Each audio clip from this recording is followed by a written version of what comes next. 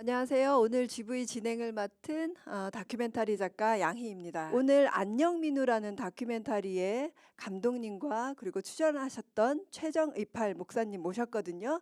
먼저 인사 나눠보겠습니다. 네, 안녕하세요. 안녕민우 연출한 지혜원입니다. 원래 이 자리는 민우 씨가 와야 되는데 민우 씨가 못 오고 대신 제가 왔습니다. 최정희 이팔입니다. 반갑습니다. GV를 보시는 분들은 영화를 보신 분도 있을 것 같고 안 보신 분도 있을 텐데요. 사실 영화를 보신 분들에게는 영화를 보셨던 느낌을 조금 한 번 더 생각하는 기회가 되고요. 영화를 안 보신 분들은 어떤 영화인데 저분들이 저런 얘기를 나누나 궁금해서 또 찾아보는 기회가 되셨으면 좋겠습니다. 안녕민우 영화를 이렇게 보시면서 나는 이 장면이 참 좋아. 이런 장면 있으실 것 같아요. 저로서는 제가 나온 장면이 제일 인상 깊겠죠. 영화에 다 나오는 얘기지만 제가 그분을 한국에 못 들어오게 한 그 장면들, 그 안타까운 장면을 진짜 어떻게 촬영했는지 그거 촬영을 다 하셨기 때문에 생생하게 나왔습니다. 그 장면이 저는 제일 기억에 남죠. 네팔에 명절이 있는데 5일을 쉬거든요. 근데 첫째 날은 까마귀의 날, 둘째 날은 개의 날, 셋째 날은 소의 날, 네 번째와 다섯 번째가 사람의 날. 근데 둘째 날 개의 날 때 민우 씨가 꽃목걸이 해가지고 개한테 걸어주면서 자기 집에서 키우는 개를 쓰다듬으면서 너무나 환하게 웃는, 아 저렇게도 환하게 웃을 수 있나, 저렇게 너무너무 민우 씨가 그 밝고, 제가 만났던 그 긴 시간 동안 가장 밝고 가장 아무 근심 없이 웃는 장면이었거든요. 그래서 저는 그 장면이 제일 좋아요. 이유가 있을 텐데요. 감독님 앞과 뒤에 다 목포의 눈물을 넣으셨어요. 다르게 부르는 모습인데요.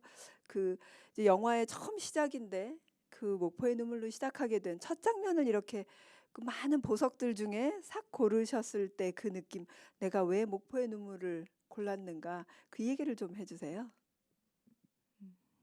어떤 관객분은 영화를 보시고 감독이 목포 출신인가 봐 이런 얘기를 하시는 걸 듣기도 했는데 그건 아니고요.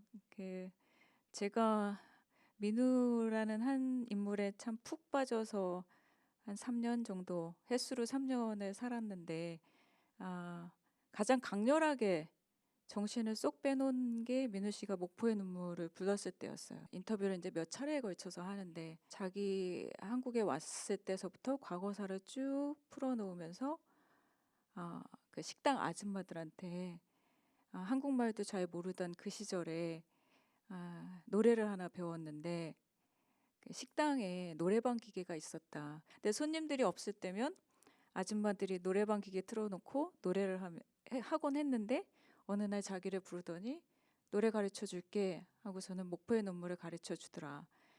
그런데 가사의 의미 같은 것도 잘 모르던 때였는데 괜히 서글퍼지고 내 노래인 것 같고 그런 얘기를 쭉 하는 거예요. 그래서 그럼 한번 불러보실래요? 지금도 기억나요? 하고 했더니 너무너무 잘 부르는 거죠. 그야말로 영화에서 표현됐던 그대로. 이렇게 이 노래를 부르는 사람을 보고 이 사람 이름이 미노드 목탄이라고 써 있지 않는 한 누가 네팔 사람이라고 생각할까. 그래서 영화의 앞과 뒤를 좀 상징적인 노래로 배치를 했었어요. 목사님은 민우 씨를 언제부터 알게 되셨나요? 민우를 아는 것은 2002년입니다.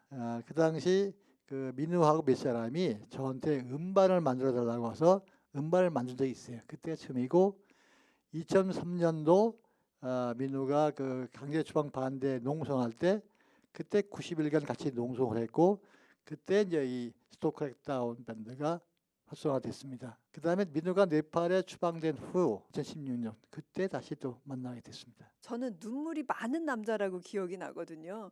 그냥 한국어 배운 제자들이라고 해야 될까요? 한국어 배우고 공항에서 떠나는 그 젊은이들을 바라보는 그 관중 속에 있는 민우 눈에도 눈물이 있고 그냥 뭐 사뭇 늘 눈물이 좀 있었던 거라고 저는 느껴졌어요. 근데 감독님 오랫동안 이제 작업하시면서 민우 만났을 때 민우 성격은 좀 어떤 사람이다 이렇게 얘기할 수 있을까요? 제가 느낀 민우 씨는 가슴에 한 덩어리 하나 가득 안고 사는 사람이었어요.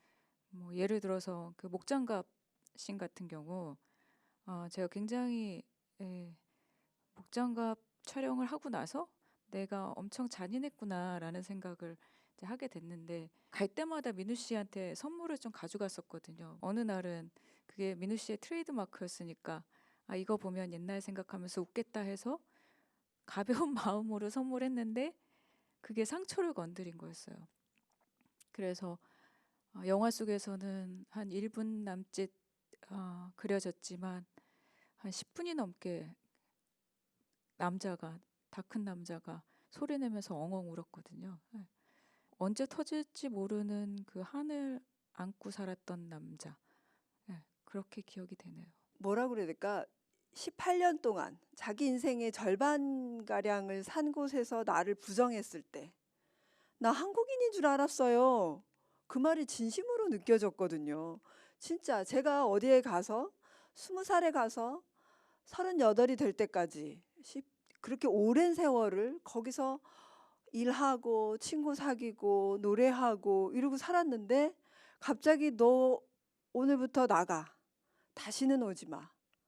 라고 했을 때 살았던 인생 자체가 이렇게 부정이 되는 거잖아요. 그래서 한 번은 그 한을 좀 풀었어야 된다고 보거든요. 그래야 여기가 좀 이렇게 아픈 게 풀리지 않았을까 이런 생각이 드는데 그 부분에 대해서는 목사님 하실 말씀이 많으실 것 같아요. 되게 2002년도 한국 사회가 이제 이주민을 막 불법으로 믿음으로 들어올 때 그때 20대 젊은이가 들어왔죠. 10년 동안 열심히 돈을 벌고 잘 적응을 했어요. 그러다가 2003년도에 그 한국에서 그 고용허가제 법안이 통과되면서 3년 이상 된 사람들을 강제 추방하기 때문에 그걸 반대하는 모임이 모였어요. 그때 아마 민수 씨 굉장히 가슴에 한이 맺혔을 거예요. 자기 똑같은 운명으로서 10년 동안 한국에서 열심히 일했을 뿐인데 법을 어기게 없는데 단지 체류가 미등록이라는 사실로 강제 추방되거나 자살되는 상황을 보면서 그때 사람이 확 변했습니다. 나는 이러한 모순들을 우리 특히 이주노동자들을 위해서 운동을 해야겠다. 노래나 방송이나 또는 여러 가지를 통해서 영화 이런 걸 통해서 문화 활동을 굉장히 많이 했죠. 그 결과는 본인이 어느 날 갑자기 강제 추방됐으니 얼마나 본인의 정체성도 힘들고 사실 본교에 들어와서는 굉장히 힘들었어요. 한 1년 동안 거의 외출하지 않고 지냈다고 들어요. 다행히 그런 한들이 한국 사람들한테 많이 방문해갖고 풀어지고 그 후에 이제 한국과 관계에서 여러 가지 네팔 지진 날 때 도와주고 이런 것 때문에 회복이 됐지만 아까 말씀한 대로 그 뿌리는 안 뽑힌 것 같아요. 나는 한국 사람인 줄 알고 살았어요. 네, 그 말을 들었던 그 시점, 92년에 들어와서 2003년 농성하기 전까지, 그 전까지는 민우 씨 본인이 얘기하기로 자기는 인복이 많은 사람이다. 이제 그런 말 끝에 나는 한국인인 줄 알았어요. 이 얘기가 나온 거거든요. 근데 그게 한국 사람으로 태어나서 한국인인 줄 알았다는 게 아니라 한국 사회의 한 구성원으로 받아쳐서 생활을 했던 걸로 착각했다라는 그런 의미였었어요.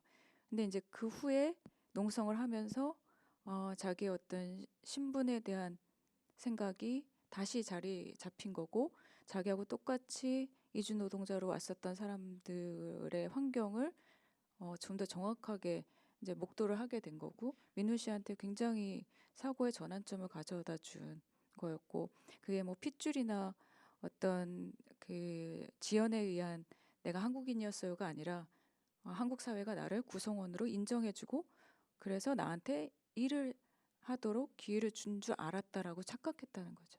어, 민우 씨 인터뷰 중에 그런 얘기 나오더라고요. 그 이주 노동자들이 2003년에 막 이렇게 자살하거나 이제 추방당하게 되고 하니까 굉장히 어려움을 많이 겪었는데 그런 일을 본인은 늘 보고 있고 그런데도 불구하고 언론엔 하나도 안 나오더라 이거예요. 아무 데도 나오지 않더라.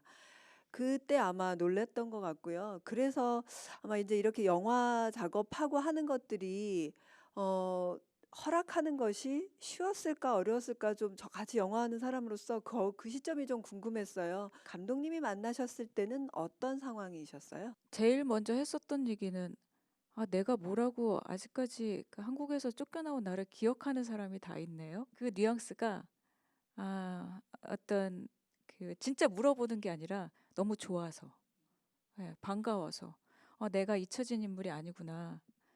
예, 그 느낌이 굉장히 강했고 실제로 그랬고 그래서 제가 다큐멘터리를 하고 싶다라고 했을 때 별로 거부감이 없었어요. 한 세 번째, 네 번째 되는 날. 그런데 저에 대해서 무슨 얘기를 하실 거예요?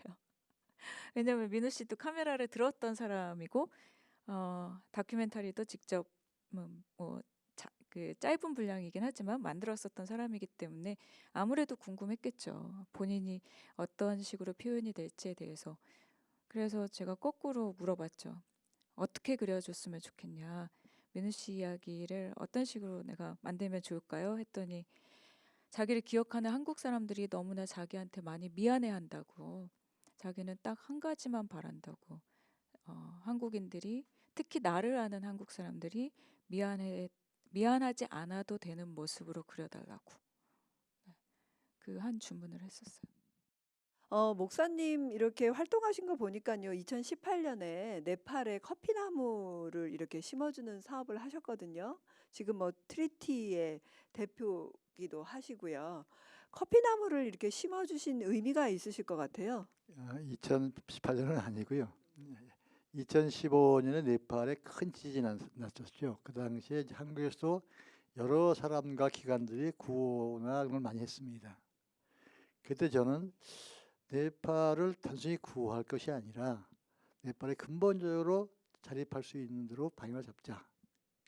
그래서 커피나무 심는 거더라고요. 그러니까. 사실 그 이주노동자들이 다른 나라에서 장기적으로 체류하면 여러 가지 문제가 많이 생깁니다. 민우도 18년이 지났으니까 사실은 한국이 어떻게 보면 자기 삶의 터전인데 한국은 안 받아들이거든요. 그래서 3년 모르지만 5년 이렇게 지나면 가족들의 문제 생기고 본인들의 문제이기 때문에 가장 좋은 것은 그분들이 한국에 오지 않고 본국에 살게 하는 것이다. 그래서 청소년으로 교육시키자. 그게 의기투합해갖고 네팔 트립티를 같이 만들었습니다. 지금 한국에서는 한국에도 있죠. 한국이나 네팔에 어떻게 저희가 만날 수 있나요? 저기 뚝섬 유원지라고 그 유명한 유원지 있죠? 거기 자볼레라고 아주 유명한 커피숍이 있고 거기도 하고 있고 그다음에 강남에 논현동도 있고 그냥 트리티 치면 다 나와요. 여기 성북구에도 있잖아요. 성북구. 성북구는 좀 다르고요. 성북구는 저희들이 공정무역을 지원하는 저기 기업이기 때문에 성북구에서 공정무역센터가 있어요. 거기를 우리가 위탁받아서 운영하면서 성북구가 어떻게 보면 공정무역을 추진하는 그런 지자체로서 바람직한 모습을 볼 것인가 그것을 많이 노력을 하고 있습니다. 저희들의 꿈은 한국 사회에 이렇게 공정무역을 잘 해갖고 제3세계가 한국에 오지 않아도 잘 살 수 있는 저는 그게 민우의 꿈이라 생각하는데 그것을 하는데 조금 앞장서면 좋겠다 그런 바람이 있습니다. 촬영 기간이 좀 많으셨을 것 같은데 가시면 어디서 머무르셨는지 뭘 어떻게 먹고 지내셨는지 그런 얘기 좀 해주시겠어요? 민우 씨의 절친 아식 사장님이라고 계시는데 그분도 한국에서 이주 노동자로 왔다가 지금 네팔에서 여행사를 하시는 분인데 그냥 그분한테 저 내일 떠나서 한 15일 있다 올 거예요. 좀 마련해 주세요. 그러면 호텔, 차, 운전사 뭐 다 패키지로 혹시 네팔 가실 분이 계신다면 타멜에 여행사를 두고 있는 아식 그 민우 씨의 절친 분을 찾으시면 네팔 사람들의 그 소박한 정서를 느낄 수 있는 그런 숙소를 많이 알려주실 거예요. 음식은 네팔 음식 뭐 목사님도 그러시고 저도 그런데 되게 어떻게 보면 투박해요. 거칠지만 참 먹으면서 와 이거 건강식이다 이런 느낌을 주는 음식들이어서 네팔 음식 참 좋아했고 다만 삼시세끼 네팔 음식으로 먹고 싶은데 민우 씨가 한국 음식을 너무 좋아해서 그 뭐 점심 때 민우 씨랑 같이 있는 시간은 한 3분의 2는 한국 음식 먹으러 다녔던 것 같아요. 저 같은 경우는 사실은 좀 투박하고 힘든 일 맛봐서 네팔 전통 문화를 그대로 체험했으면 좋겠다. 그래야 인상이 굉장히 깊어지지. 호텔만 다니다 보면 네팔을 알 수가 없어요.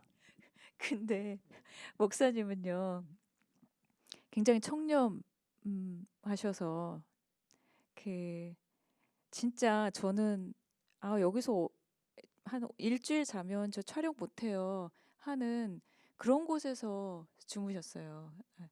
그러니까 남을 항상 돕는 위치시라서 그 당신의 몸을 좀 괴롭혀야지 마음의 평화를 얻는 분 같다라는 어떤 느낌이 들 정도로. 근데 이제 저희는 고가의 장비도 있고요. 내일 아침서부터 일을 해야 돼서 그런 데서는 좀 못 자겠어요 이러면서 이제 다른 곳에서 자기도 했는데, 그래봤자 가격 차이가 3만 원 정도뿐이 안 나요. 그러니까 저는 5만 원짜리에서 잤고 목사님은 2만 원짜리에서 주무셨고. 그 노래하는 장면이 굉장히 많이 나오잖아요. 밴드 얘기를 좀 해야 될 것 같아요. 이주 노동자들을 위한 밴드 이야기. 그 민우 씨는 우연한 계기에 밴드를 하고 가수가 되고 이런 거 아닌가요? 한국의 대중가요사와 민우 씨의 인생은 결을 같이 하는 게 있어요. 뭐냐면 자기 인생의 첫 번째 가요곡에서 제2에게를 꼽았어요. 그 92년도에 네팔에서 한국으로 오는데 그때 비행기 안에서 제2에게가 들렸대요. 그런데 그 다른 말은 하나도 안 들리는데 제이 제이 제이 이것만 들렸던 거예요. 그래서 한국에 와서 제일 먼저 들었던 인상 깊었던 노래가 제2에게였다. 그 다음에 목포의 눈물, 자기가 정식으로 배운. 그 다음에 그래 늦진 않았던가 녹색지대 노래가 있어요.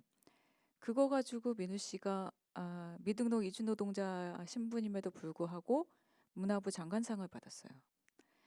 그 다음에 잘못된 만남을 꼽았어요. 그건 뭐였냐면 이주노동자도 이런 노래 부를 수 있어.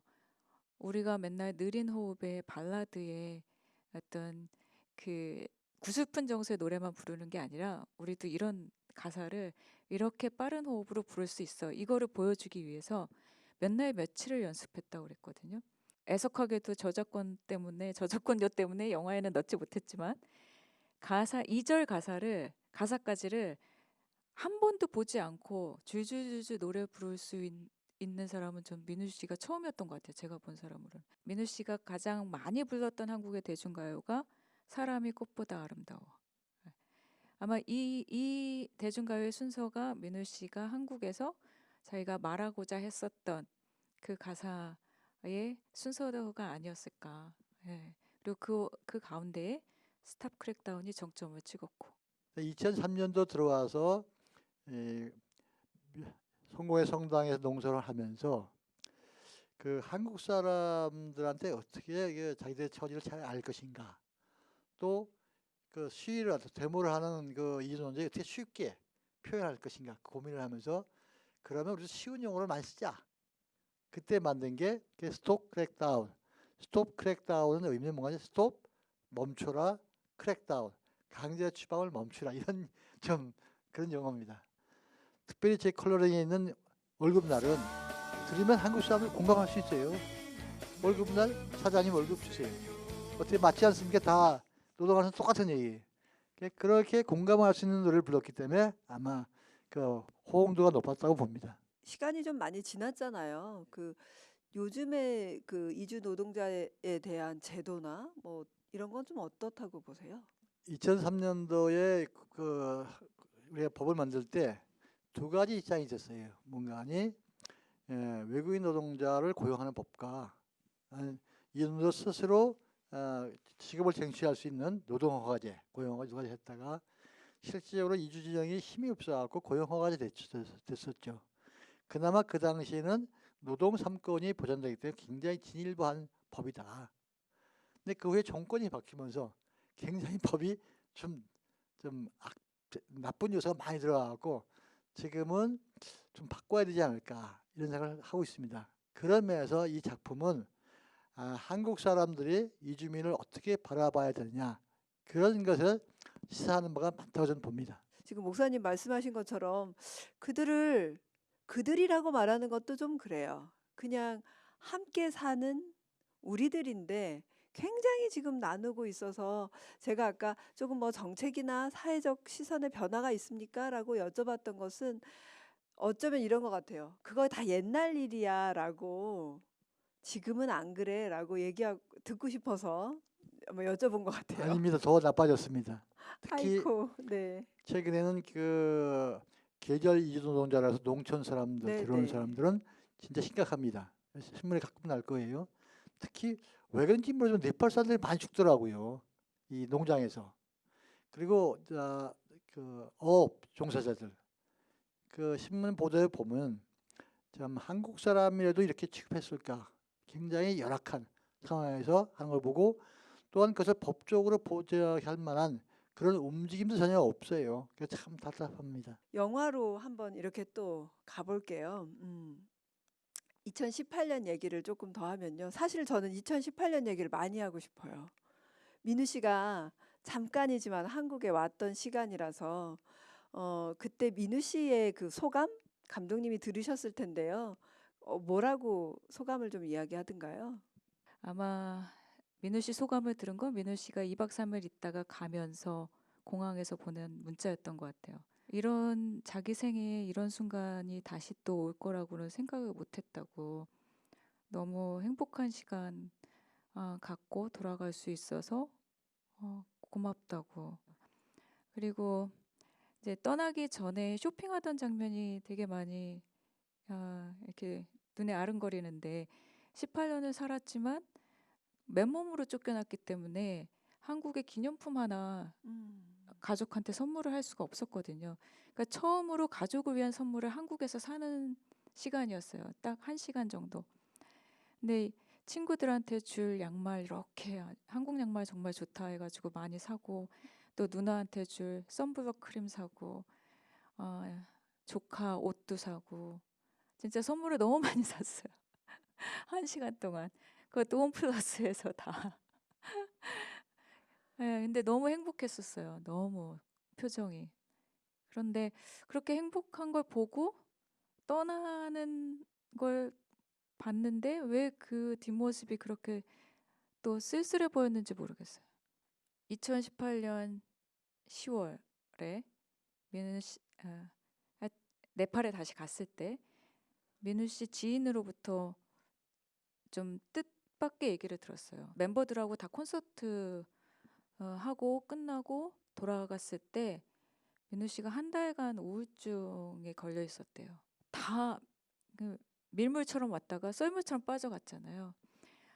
보고 싶었던 멤버들, 그 멤버들의 가족들, 그 다음에 한국의 촬영팀들 다 한국말 쓰면서 즐겁게 시간 보냈던 사람들이 다 빠져나가니까 다시 또 혼자 남았구나. 예, 이런 생각이 들었던 것 같아요. 근데 한국에 왔다 돌아가서는 그런 얘기를 했대요. 자기 이제는 뭐든지 잘할 수 있을 것 같다고. 이제는 진짜 그때도 또 죽어도 좋아라는 말을 또 하면서 나 이제 죽어도 좋아요. 이제 모든 한이 다 풀렸고 나 이제 뭐든지 다 잘할 수 있을 것 같아요. 그렇게 얘기를 했다고 그러더라고요. 그 목사님도 왜 처음에 이제 한국에 민우가 들어오는 걸 시도했을 때, 그 후에 많이 알아보셨을 것 같아요. 왜 민우에게는 5년이 아니라 10년을 적용하는가? 그거에 대한 대답은 뭐라고 그쪽에서 하던가요? 강제 출국한 사람이 여러 가지 종류가 있어요. 그냥 잡혀서 단속돼서 하는 게 있고 한국 사회 이주민의 인권을 위해서 노동권을 위해서 열심히 일했던 사람들, 투쟁했던 사람들은 좀 길어지는 거예요. 예를 들어서 그 당시에 한국의 그 이주 노동자 노동조합을 했던 사람들은 거의 다 그런 블랙리스트에 들어가고 그 못 들어왔습니다. 그 한국의 그 네팔에 있는 대사관에서 그걸 안 내줬어야 되는데 그걸 내줬으니까 더 안심했죠. 되는 모양이다. 근데 결과적으로 이렇게 됐는데 이런 제도 자체는 좀 더 우리가 재고할 필요가 있을 것 같아요. 이번에 이제 영화 개봉하고 나서 제가 이렇게 보도 자료나 이런 걸 보면서 알게 된 건데요. 민우 재단이 설립된다고 들었어요. 그래서 뭐 어떤 활동을 하는 곳이고 목표가 무엇인가 뭐 이런 게 좀 궁금한데요. 그 민우가 죽은 후에 그 미안함을 어떻게 보상할 것인가 하다 결국은 민우가 하고 싶었던 일을 해야 된다. 또 민우가 한국 사회에 미친 영향을 우리가 계속 그런 걸 발휘할 수 해야 된다. 두 가지를 추진하고 있습니다. 첫째는 민우 기념재단인데 그건 제가 하는 것보다는 현지에 있는 주로 한국에서 이주노동을 했던 경험이 있던 분들이 민우 사업을 개선해야겠다 해서 네팔 청소년들 교육, 특히 그 민우가 사랑했던 것이 사랑기 마을이라고 한국으로 얘기하면 한국 광대촌, 굉장히 가난하게 사는 사람들. 근데 그 사람들이 음악적인 재능은 뛰어나거든요. 그래서 그분들을 훈련시켜서 그분들이 네팔 음악을 전 세계에 알리는 그런 작업 등등 같은 민우기념재단 하나 만들고 이 정도 인권에서 노력하는 그런 걸 자꾸 개발해야 한국 사회가 아름다운 사회가 되지 않을까 하고 민우상을 제정하려고 합니다. 올해 스토크렉다운 밴드가 조직된 10월 둘째 주인가 셋째 주에 제1회 민우상을 해갖고 이주민 중에서 이런 거에 기여한 사람을 발굴해갖고 상을 주자. 그 두 가지를 열심히 추진하고 있습니다. 그것이 제가 민우한테 속죄하는 길이 아닌가 이렇게 생각하고 있습니다. 감독님께서 이제 민우 씨를 뭐 여러 모습을 많이 보셨을 텐데 영화 속에서는 난 이런 모습을 좀 보여주고 싶다라는 게 있었는지 궁금해하시는 분이 있었어요. 나는 이 영화를 통해서 민우의 이런 모습을 보여주고 싶다 이랬던 게 좀 있으셨나요? 끊임없이 회의하는 사람.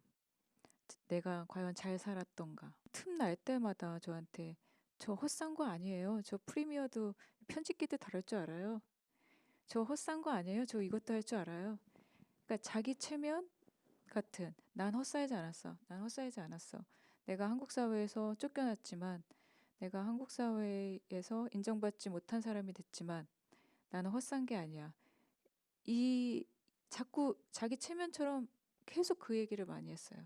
왜 본인이 그런 회의와 또 자기 위로와 자기 체면을 걸면서까지 살아가야 했었던가 이 사람이.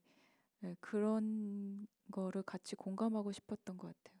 이번에 이제 개봉한 영화의 마지막 정도에 보면 문이 닫힌 트립티 그 커피가 이렇게 보이거든요. 지금은 그 트립티가 어떤 상태로 가게를 뭐 아예 닫았나요? 아니면 누군가가 운영을 하고 있나요? 코로나19로 현재 문을 닫혀 있습니다. 그래서 저희들이 좀 걱정을 많이 해요.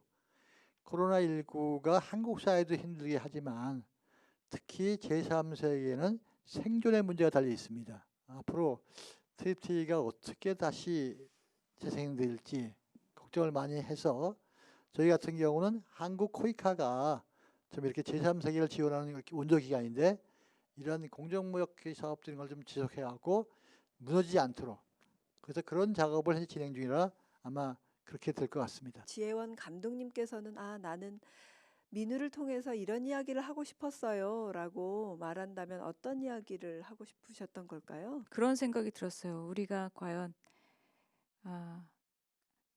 뭐 한국인, 한국 사회 이런 거창한 말보다는 그냥 이웃으로서 같이 살 수 있는 사람의 조건은 뭘까?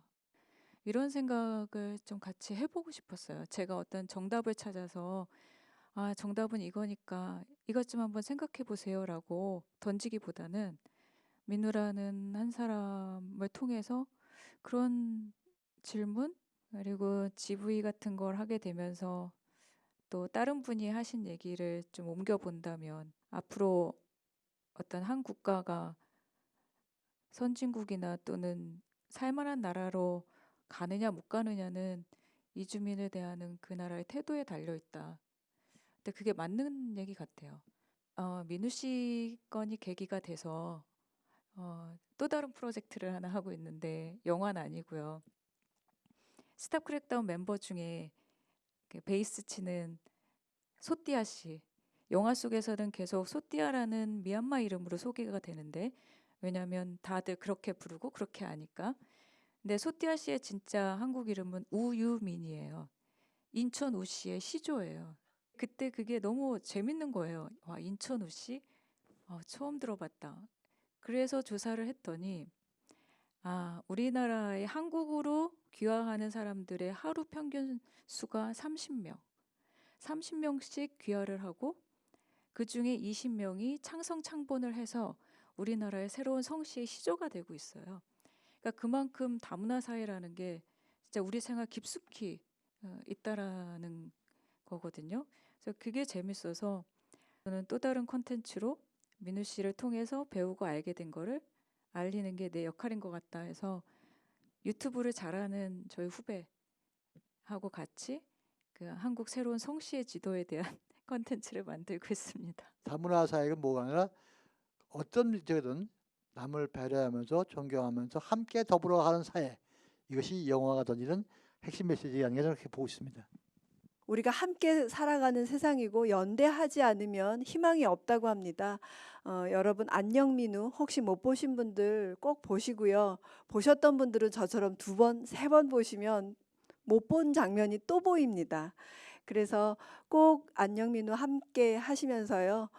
이 시대를 우리가 어떻게 더 따뜻하게 살아갈 것인가 한번 생각해 보시는 시간 됐으면 좋겠습니다. 함께 해주신 여러분 감사드리고요. 2분께도 감사드립니다. 감사합니다.